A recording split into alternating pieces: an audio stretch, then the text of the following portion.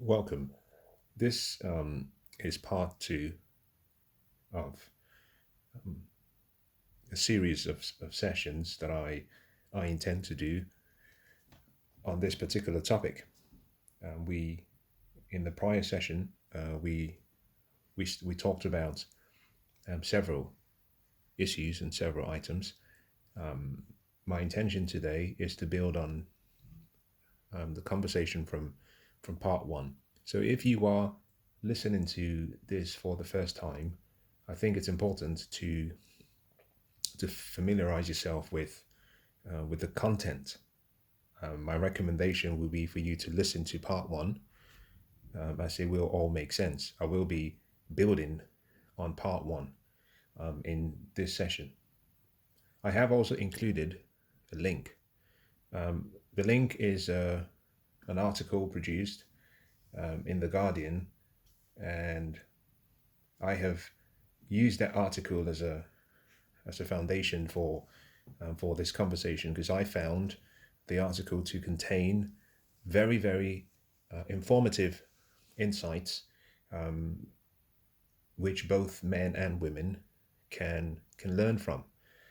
Now, in today's session, we're going to be talking about Jane.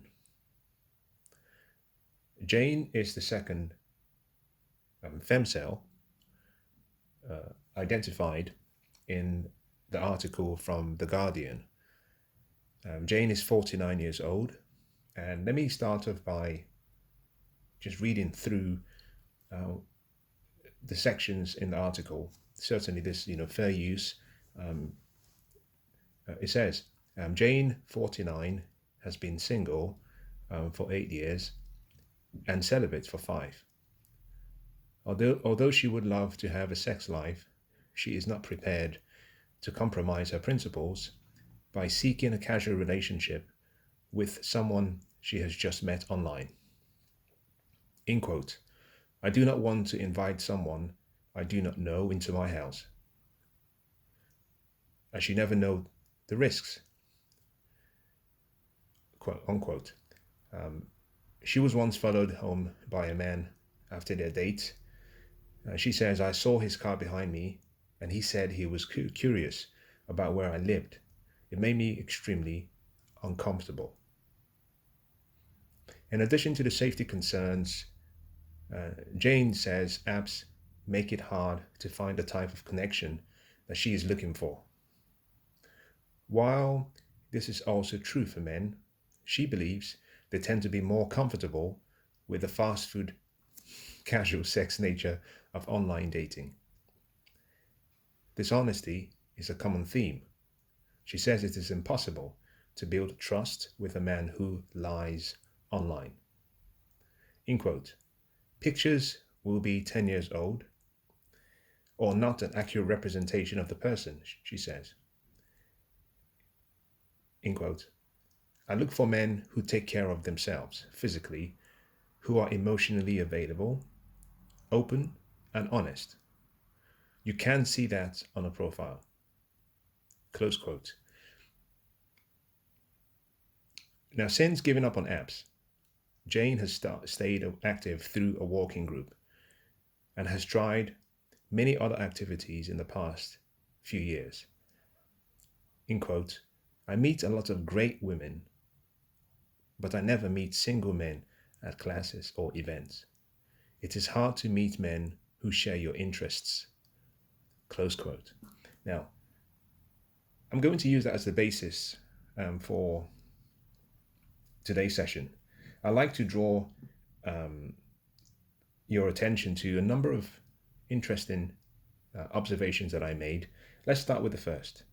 Jane is 49 years old, so we can say that she's lived half a century on Earth. She is slightly above the middle age for a woman. The life expectancy for women in the UK is just slightly over 80 years old. So you could say that she's lived close to 60% of her life already.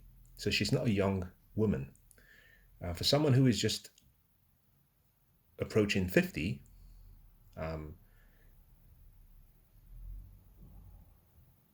I find it slightly surprising at the level of naivety that she exudes. For a start, what we see here is a woman who has been single for 8 years, and that means she's been single since she was 41. Now, if I sat in front of Jane, I would ask her a few questions, such as, prior to your last phase of having no relationships, who did you date before then? Now, I will not be surprised, because this happens to be the case. I would not be surprised if she's had very little experience collaborating, working with men. By working, I'm not referring to in the professional sense. I'm referring to in a relationship environment. And that would mean that although she's 49, from the way she's described her experience with online dating, what I see is someone who is probably still about 29 years old or 28 years old, relationally. And that simply means that if I were to adjust for the relationships that she's had very little time working with, collaborating with, and being in a relationship with a man. And what that means is that her relationship muscles certainly have atrophied. They're weak. She might be 49 as a lady, but she's still relatively very naive, inexperienced in relation to her relationship experience and her relationship muscles. They're weak because she hasn't been practicing, she hasn't been using them. Now, let's move forward. I mentioned in the prior session that there's a common theme that we see in today's society amongst women, especially modern women, in relation to how difficult they find success in their relationships. In many ways, that is partly to do with the feminist movement. Jane says that she's not very comfortable with online dating. She doesn't believe it's safe, and it's not safe. She doesn't believe she will get the same level of connection that she wants, and rightly so. As a matter of fact, let me just say a few things. The feminist movement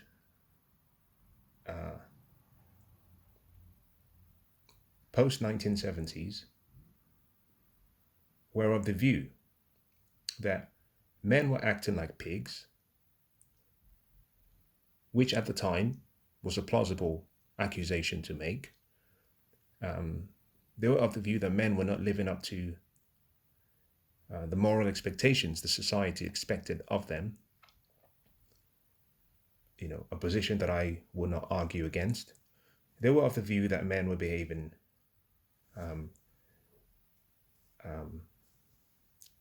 like whores and behaving like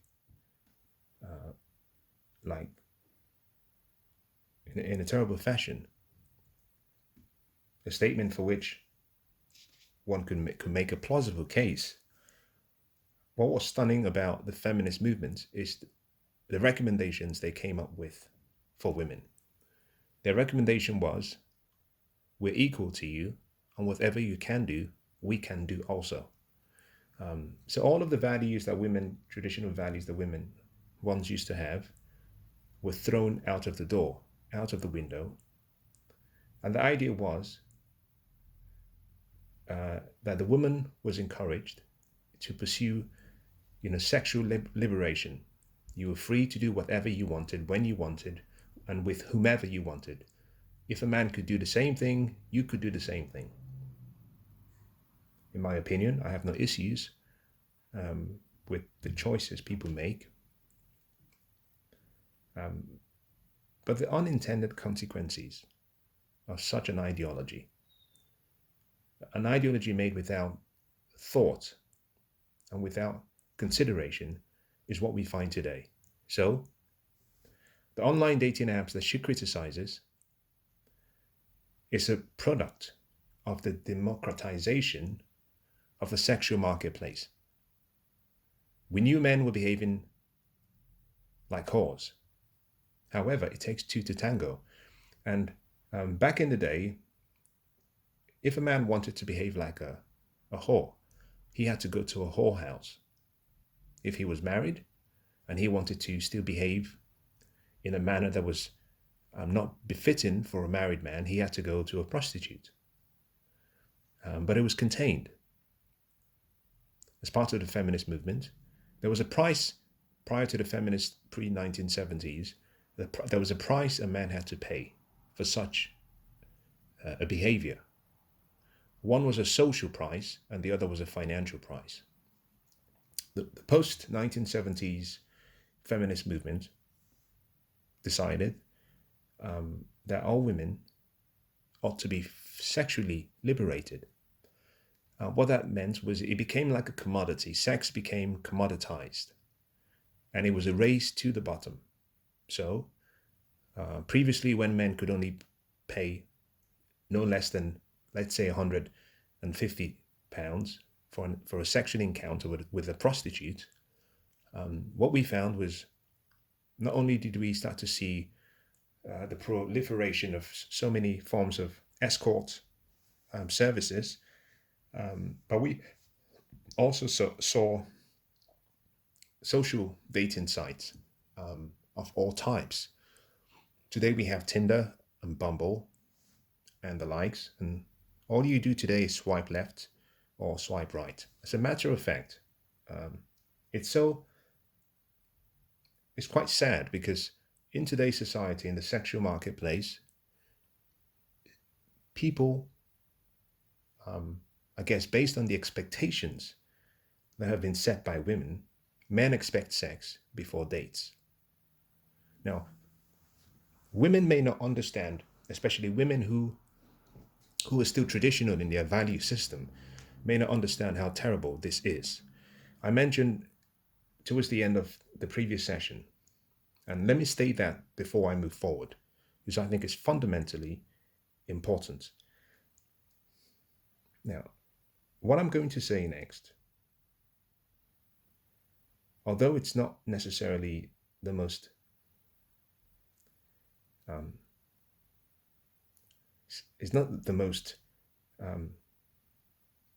politically acceptable statement to make, it is true.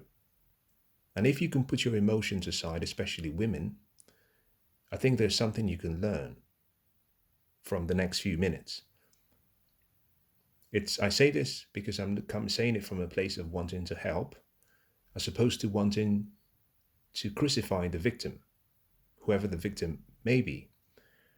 The statement I made, or that I started to make towards the end of part 1, was this.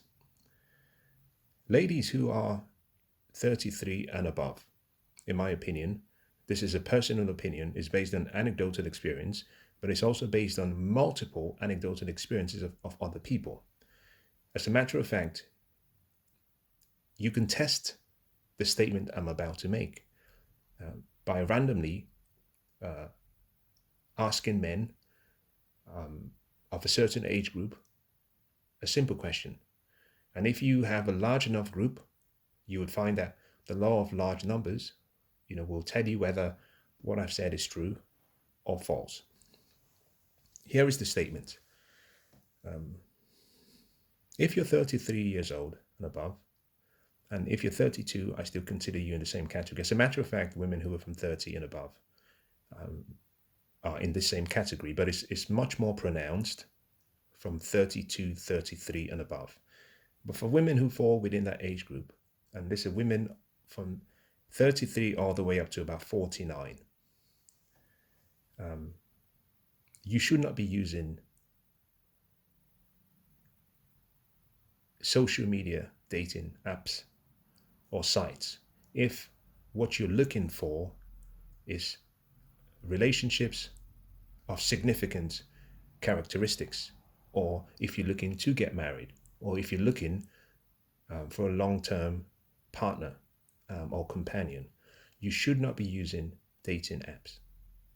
Instead, what you should be using are specific and specialized dating agencies and matchmakers, and people who are in the business of meeting you, getting to know you first, understanding your need as their client, taking your profile and scanning through their database of available partners who meet your criteria, and then very carefully selecting a few of them and presenting those men to you first, discussing each of those men in detail with you, and if they meet your requirement, then a connection is made. Alternatively, there are sites where once they identify a match, they arrange social events where and this is exclusive to the people they have hand selected, and the social event is used as a method for people to mingle and get to know each other. And if there is a spark or a connection, then a relationship can begin. Initially, it starts with just communication. The purpose of using a dating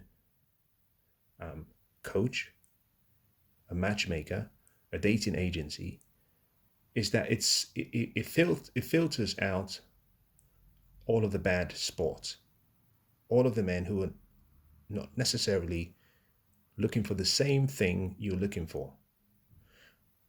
That is the recommendation. Now let's move back to dating apps.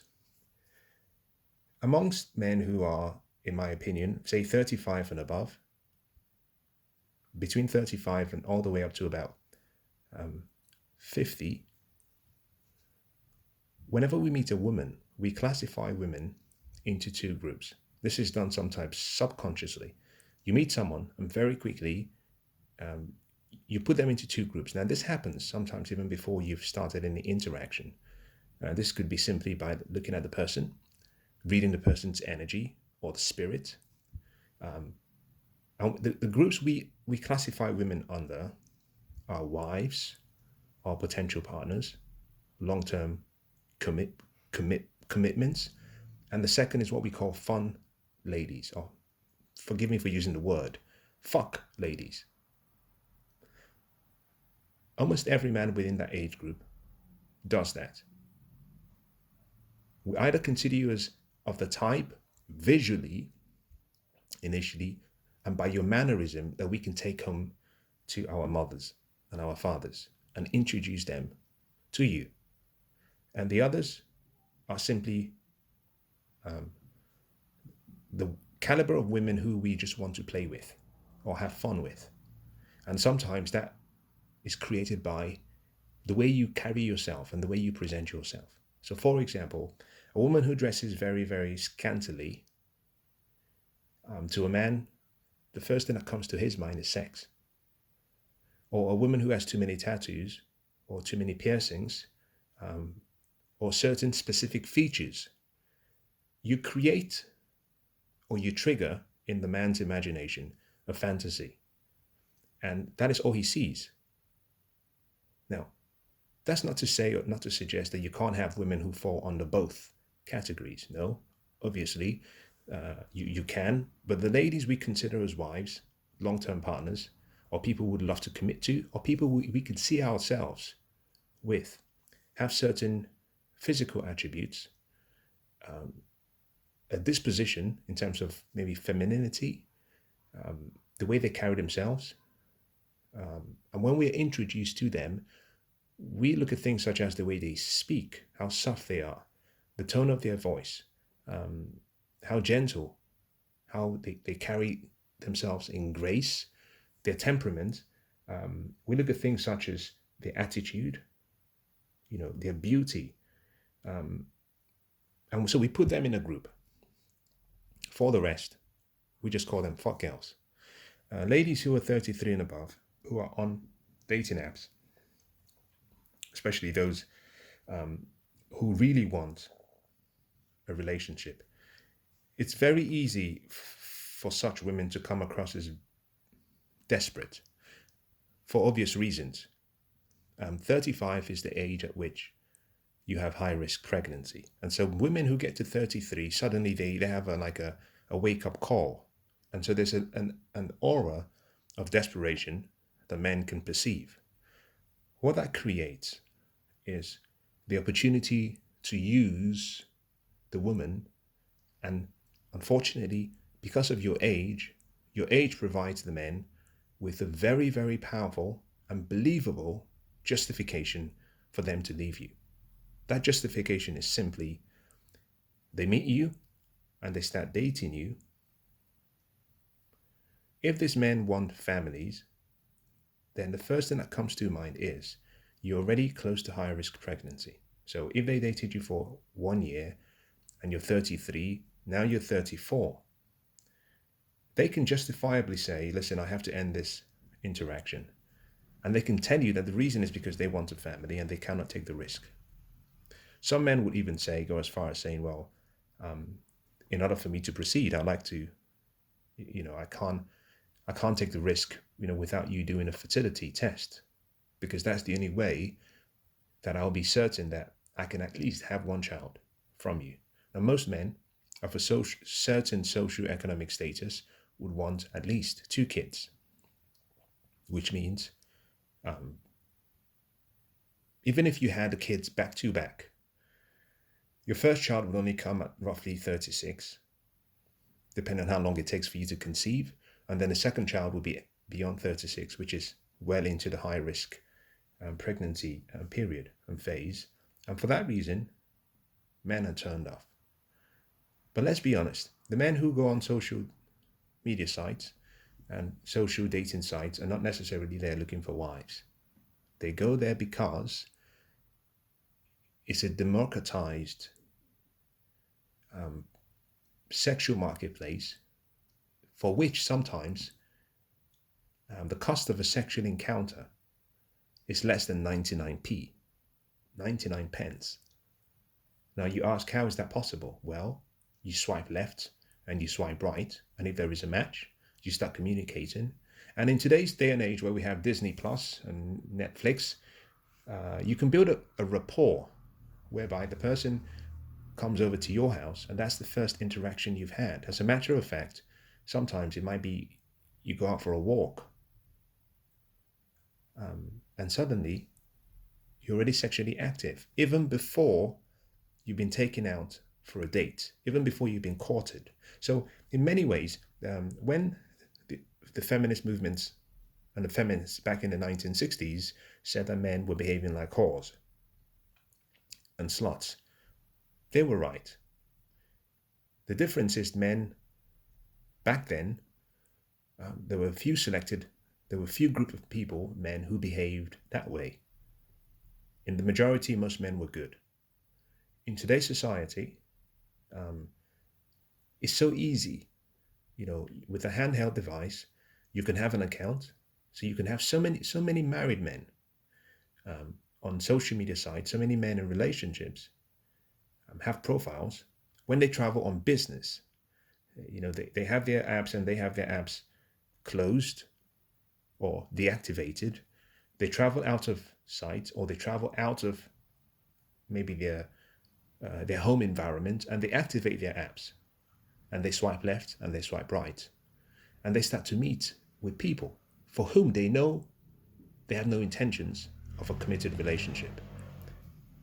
That is a product of what women wanted. Now, let's look at Tinder and let's look at Bumble. Both apps, dating apps, were founded by a woman. So this is not a case of me trying to vilify women. All I'm saying is, Jane, who is 49, is experiencing the consequences of people who preceded her and who did not advise her properly. At 49, Jane should know better. But let me share some extra information that I think will be useful so you can see how insidious, but also how sad this is. Ladies, you have to get good at the numbers. Dating is a numbers game. Success is a numbers game. Life is a numbers game. Now, you might be asking, what do you mean by a numbers game? If Jane is 49, call it 50, and she's looking for love, like she says, and she's looking for a partner, one of the first questions you would ask is, geographically, is Jane positioned in the right marketplace to be seen and courted by the right man? That's the first question. Think about it from the perspective of looking at a map, and there is a symbol that says, you are here. And further on in the map, you have like a scatter plot of men.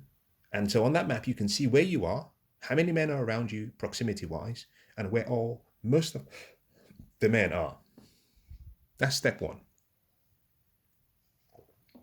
Now, step two is to say, well, how many marriageable men are they? And then once you've identified that, you can start working backwards. You begin with the end in mind. So for example, and this information is available on ONS, the Office of National Statistics.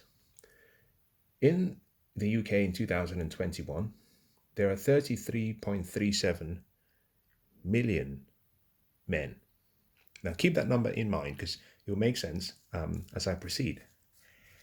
Jane at 49, I would imagine, would be looking to date men who are, say, 50 all the way up to about 65.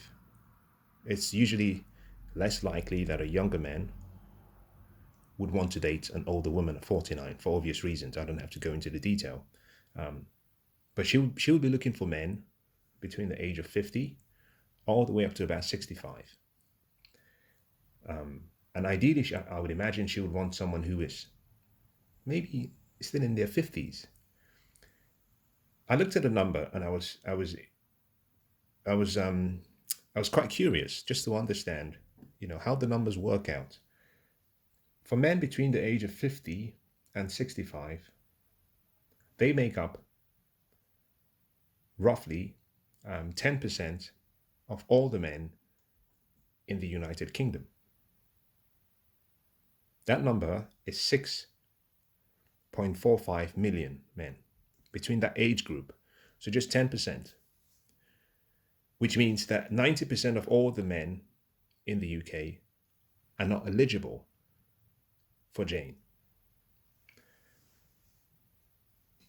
Of the 6.4 million people,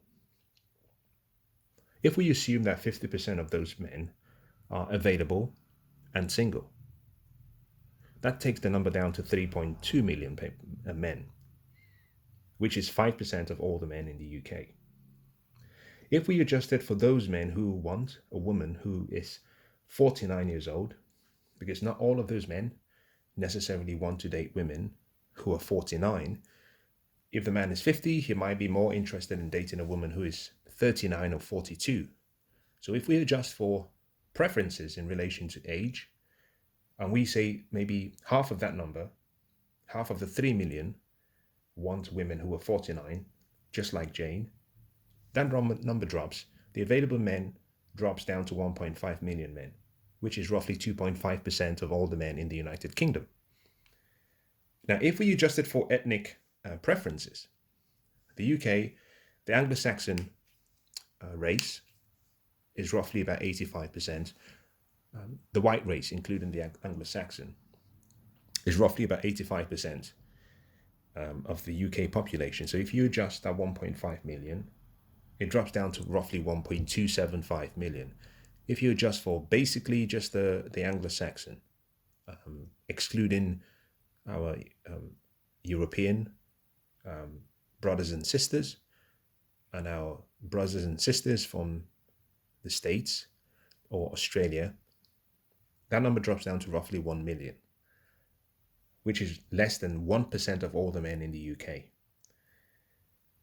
Again, if you then adjust for dating preferences, for example, I don't know what Jane's height is, her dress size. I don't know what her fitness level is. I don't know what her weight is, but if you adjusted for all of those and you took out 50%, then it drops down to roughly 500,000 men, which is roughly 0.4% of all the men in the United Kingdom. And finally, if you adjusted for men who also want long-term relationships, what we have is roughly 250,000 men. Now, in the UK, Jane has to search to find love from roughly 250,000 men in the entire United Kingdom out of roughly 33.37 million men. You can see that the odds, because what we're looking at now is a number that is slightly close to about 0.27%, between 0.25 and 0.27% of all the men in the United Kingdom. So you can see that the numbers are stacked against Jane, which means that her strategy for finding someone has to be incredibly detailed and more focused. And the idea of going on a social dating site and swiping left and swiping right would be the wrong approach. The right approach would be to use a dating agency, a matchmaker, a dating consultant, who can strategically look for men within her location. Now, one of the things I haven't done is I haven't adjusted for location.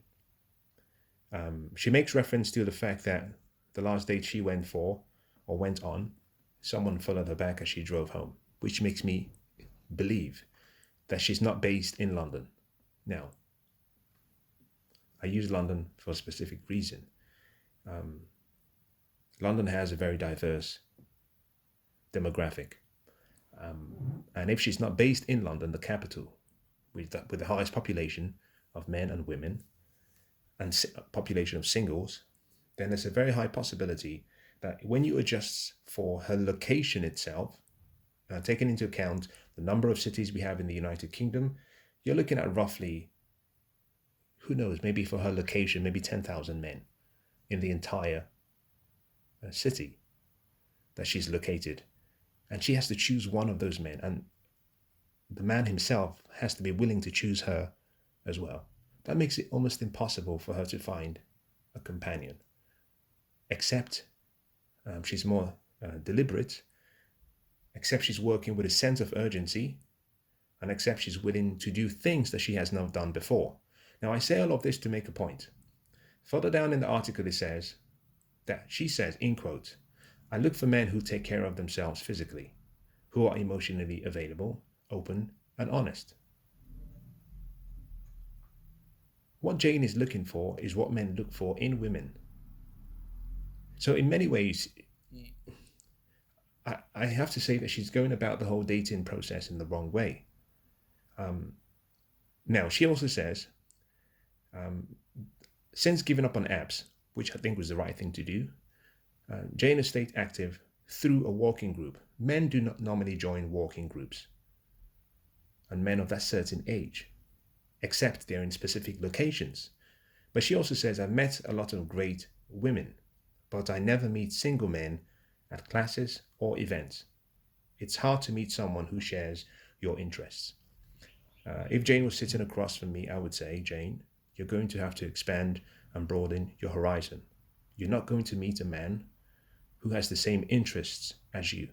The probability is next to zero. You're going to have to look further afield and be open to new experiences, new locations, and new possibilities. That would have been possible and acceptable when you were 22, not when you were 49. So in many ways, the reason Jane remains a femcel is simply because she has no dating skills. She has no experience of dating. She does not go about the whole dating process the right way. And let's be honest, I said in the prior session that, ladies, your sexual marketplace value and your fertility value declines with age. At 49, we can categorically say that Jane is probably very unattractive and unappealing to a majority of men who are looking for a family.